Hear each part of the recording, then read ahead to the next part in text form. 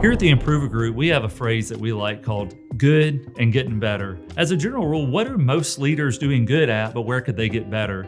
And what I would say is that a lot of leaders are really good at knowing they need to grow in their leadership. And so they do things like listen to a podcast here and there. They read a book here and there. They maybe are involved in some type of a cohort or ongoing group. So a lot of people who are put in positions of leadership, they sense the need that they require the input and the insight of other people to help them on their own journey. And so I think that's really good that a lot of leaders recognize they need to be getting some content from others.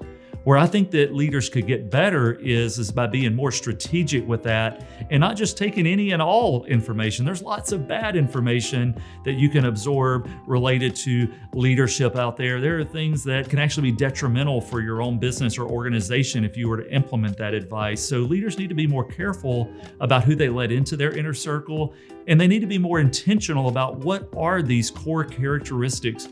What are the habits and disciplines? What is the pathway that I'm on? And how do I know what my level of health is? Are there any objective measurements or assessments or ways to know if I'm growing as a leader instead of just spinning my wheels and just randomly getting content haphazardly? So we would encourage leaders, be intentional, get a strategy, link up with the right people for your leadership journey. So people may wonder, what role does faith have in the leadership journey, and what role does faith have here at Improver Group? And what I would tell you on that is there's different ways of viewing faith, and we kind of talk sometimes about people being faith-driven. And for us, what that means is that faith is important to them. It's part of what propels them forward. It is a lot of the motive, and it's the energy behind not just how they run their business, but how they live their lives. And so what does that mean to be a faith-driven leader? Well, that comes in varying degrees, and there's lots of details on it. But at the core, what I would say is that you believe that there is a God who created the world and that He created it with you in mind, and that you're uniquely made as an individual, and that you are put on this planet with a purpose, and that He has a plan for you to live out. And so your greatest win as a leader is to be able to discover Him and that plan and to be able to walk that out in your life. Of course, that also means as a faith-driven leader that you see this world as being bigger than just the time you spend on this planet, that you have a more eternal mindset.